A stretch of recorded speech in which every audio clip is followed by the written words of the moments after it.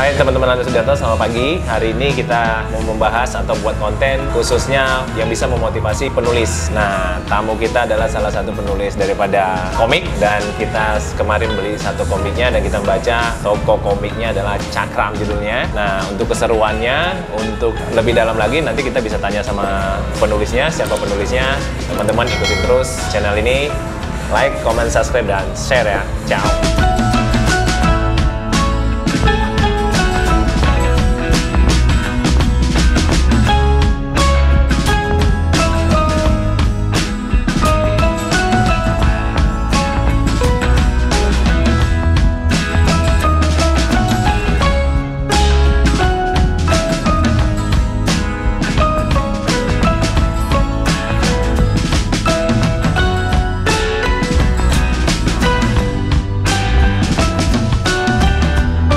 Perkenalkan, nama saya Ahmad Dahilul Arifin, biasa dipanggil Arifin aja.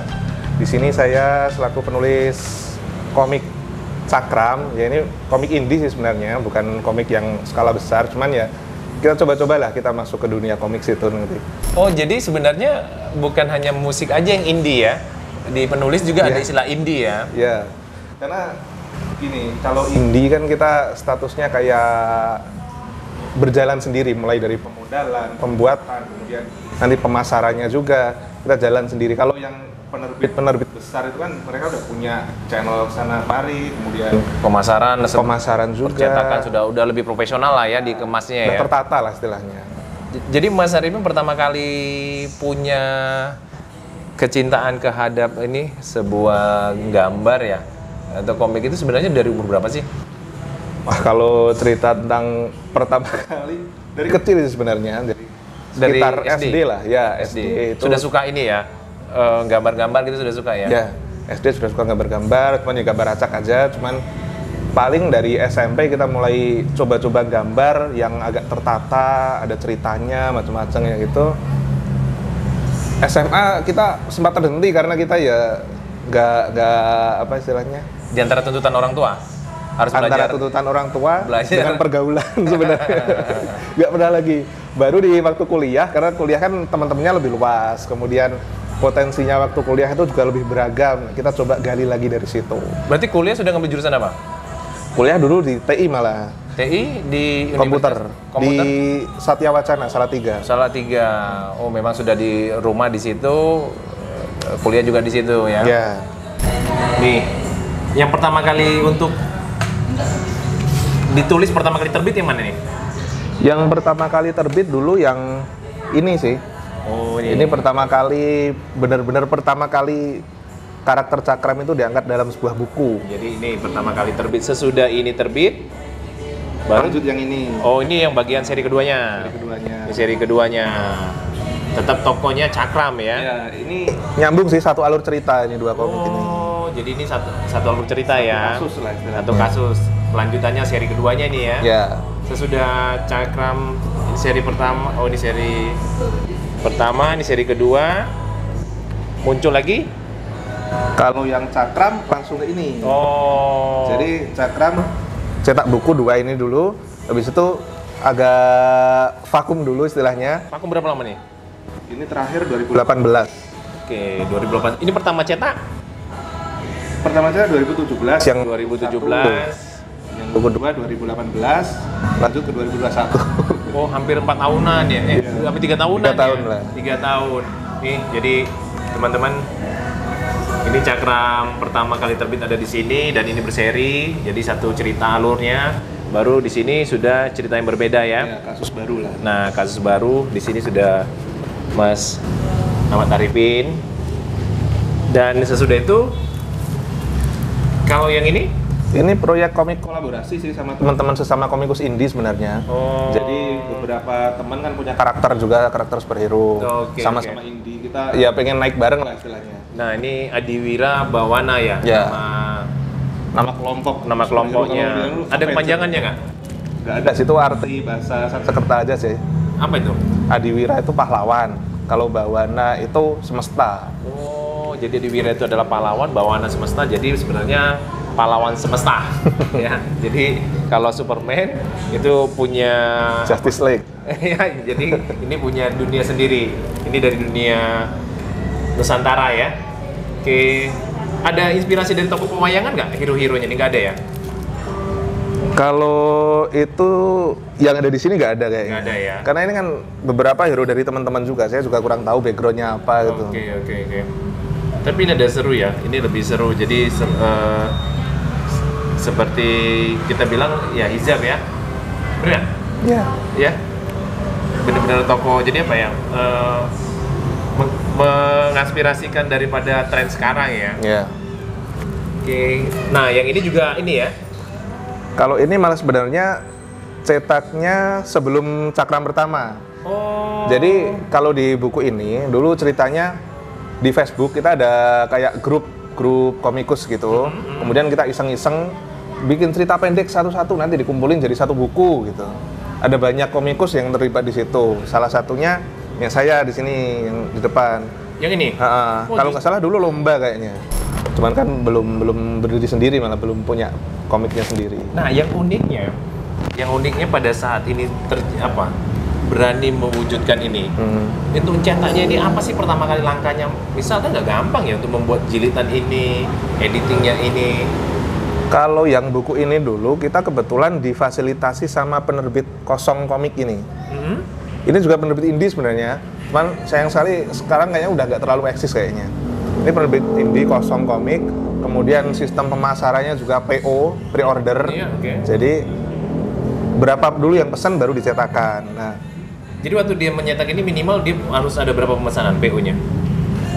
Kayaknya dulu saya kurang tahu di manajemen Kosong Komiknya sendiri. Ini. Cuman kalau dari penerbit yang saya dengar paling nggak ya 50-an sih. Nah, tantangan sebagai orang komikus itu sebenarnya apa sih? Kalau tantangan apa ya? Komik ini kan sebenarnya bukan istilah kayak bisnis yang bisa diperjualbelikan kayak barang-barang kali ya. Karena ini lebih fokus ke karya. Kita nggak terlalu menuntut harus laku segini, nggak terlalu menuntut harus disukai semua orang. Yang penting kita ada ide di otak aja, kemudian dikeluarin jadi karya. Ya kayak musik sih sebenarnya. Cuman kalau musik kan kita butuh audiens, kita butuh sarana segala macam. Kalau komik kan sebenarnya kita cuma butuh ide sama sarana untuk menggambar aja. Nah, kalau untuk mencetak, misal kita ngambil yang sekarang kita bahas yang punyanya Mas Arifin aja ya. Yeah. Waktu berani nyetak pertama ini, cetakan pertama ini sekarang bisa bisa dihitung nggak sudah laku berapa? Atau sudah tersebar berapa kopi gitu? Kemarin saya sempat ngobrol sama yang punya penerbit. Ini kebetulan Digital Dragon dari Lombok, ini penerbitnya malah. Dulu kita ngobrol-ngobrol. Ini ketemunya bagaimana sih sama Digital Dragon? Medsos lah. Medsos menghubungkan semua orang. Cerita itu ya. Iya. Nah itu kalau nggak salah sekitar 30-50. Saya kurang tahu angka persisnya sih. Tapi kemarin laporannya sih dua bendel, karena ini kan sebenarnya dulu satu cerita udah jadi, tapi dari penerbit diatur cara marketnya mungkin ya biar mengurangi biaya cetak, terus mungkin untungnya biar lebih gede aja. Ya artinya dipisah dua. Dia punya strategi bagaimana caranya untuk mengeluarkan ibarat album ini mungkin dibagi dulu dengan cerita ini karena mungkin juga cukup panjang dan kita coba melihat antusias mungkin ya cetakan pertama ya. Betul. Nah cetakan pertama tadi ini pada saat mau diomongin sama Digital Dragon ini kenalan melalui medsos ya. Itu pada saat itu Mas Arifinnya memang sudah jadi penulis benar atau sudah kerja di ASN? Nah, duluan penulis apa ASN dulu? Duluan penulis sebenarnya. Oh, udah dulu keluar ini ya. Nah, pada saat ini tadi diambil kembali lagi kita ke cerita ini Digital Dragon ngambilnya. Misal pembagiannya bagaimana sih? Kalau seandainya laku sekian gitu gimana sih kalau di pencetak buku ini? Kalau sama penerbitnya, kebetulan saya juga kenal secara personal sama yang punya Digital Dragon itu. Kita dulu istilahnya ya kayak bagi hasil aja sih. Misal cetakan biaya cetak 30.000 lah misal. Kemudian harga jualnya kita kalikan 2 kali lipat misal 60.000 misal. Ya nanti selisih antara biaya cetak dengan untungnya itu 30.000 itu kita bagi dua 15-15. Oh, langsung. Atau tergantung kesepakatan aja. Secara income menjanjikan nggak? Kalau dibilang menjanjikan sih enggak, jujur saja enggak sebenarnya. Karena kita cuman istilahnya misal kita laku 30 misal. Kan 15.000, misal bagian kita 50%, 15.000 kali 30 kan paling cuma berapa? 450 kan? Iya, benar. Kalau dikalkulasi berdasarkan waktu pengerjaan, kemudian tenaga, energi, ya. kemudian alat-alatnya juga, itu ya jauh sih, masih di bawah hitung-hitungan untung sebenarnya. Tapi kalau seperti ini dipatenkan nggak ya? Toko hero-nya, misal kalau ada orang tiba-tiba yang plagiat segala macam, ini dipatenkan nggak? Itu belum. Sebenarnya ada di pemerintahan itu lembaga HAKI namanya, itu untuk hak karya istilahnya. Karya, benar. Nah itu, cuman saya belum daftar ke situ sih. Beberapa ada teman-teman saya yang udah daftar karakternya di situ.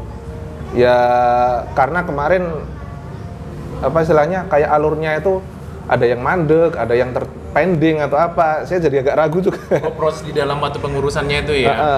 Agak panjang soalnya. Nah, ada kemungkinan nggak dalam waktu jangka panjang akan menjadi full penulis komik? Harapan sih pasti ada ya, karena di pegawai negeri kita juga terbatas jangka waktu kerjanya. Karena nanti di usia sekian kita juga harus pensiun sebenarnya. Nah, rencana sih ketika nanti kalau sudah agak longgar pekerjaan sebagai abdi negara, ya kita coba benar-benar fokus lah di karya ini. Diperbanyak lagi, dijalin apa istilahnya relasi dengan sama-sama komikus atau dengan karakter lain, kan enak sebenarnya kalau misalnya kita bisa crossover kerjasama gitu. Mungkin beban kayak biaya produksi atau apa-apa kita lebih enteng sebenarnya. Sekarang terhubung di dalam komunitas nggak? Ada beberapa komunitas yang di Facebook itu ada grup sendiri, grup Komikus Indonesia, itu saya sebagai admin di situ. Kemudian kalau grup sesama komikus India ini tadi di Sarang Semut ini. Sarang Semut itu kita punya proyek kecil-kecilan lah bikin komik Adiwira Bawana itu. Oke. Dan ini kelompoknya ya. Sarang Semut komik ini ya. Yeah. Sarang Semut komik. Nah, kita ini Mas Arifin udah terima kasih nih sudah ditemani ngobrol dari Salatiga datang, dan kita sekarang ini ada di salah satu cafe Polkep dan ngobrol. Terima kasih. Tapi sebelum saya akhirin, saya ingin mau nanya, tadi jangka panjangnya adalah ya kalau memang penulis ini bisa diseriusin dan ada yang tertarik daripada label ternama, kita terusin kan begitu. Yeah. Tapi ada nggak keinginan, misal seseorang itu biasanya kalau orang seni dia ingin buka wadah itu adalah misal tempat les di rumah, ngajarin, ada gitu, ada nggak membuat keinginan seperti itu? Keinginan seperti itu sih ada sebenarnya. Jadi ya istilahnya apa ya, kayak kita sekedar berbagi. Memang tujuan saya membuat komik kan untuk mengangkat gairah komik Indonesia sebenarnya. Jadi ketika ada banyak yang semakin berminat, misal ada yang baca Cakra, kemudian wah kayaknya seru bikin komik, terus ngobrol-ngobrol, kita tukar pikiran, kita berbagi ilmu, terus muncul komik-komik baru lagi, itu kan pasar komik di Indonesia kan juga akan naik juga nanti. Oke. Ya, itu teman-teman Lanus Sudiarto.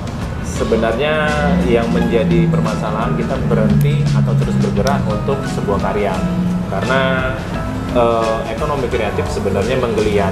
Banyak dari beberapa proses di dalam perjalanan akan muncul penulis-penulis terkenal, akan muncul daripada orang-orang yang menjadi sebuah profesional yang dia mengandalkan penghasilan dari apa yang dia cintai. Nah, kita berharap seperti itu, seperti yang disampaikan Mas Arifin. Mas Arifin di sini berusaha di dalam kekurangannya segala macam, dia terus ingin menghasilkan sebuah karya, ingin merangsang penulis-penulis komik baru supaya yakin dan pede bahwa karya teman-teman itu mungkin akan dilirik daripada label-label penerbit yang sudah secara mapan dan bisa mengorbitkan lebih besar lagi. Sampai di sini teman-teman, jangan lupa saksikan terus keseruan kita di dalam kita membahas usaha, kreativitas yang bisa menghasilkan penghasilan buat teman-teman dan teman-teman bisa berdiri di kaki sendiri. Jangan lupa like, comment, subscribe, dan share ya.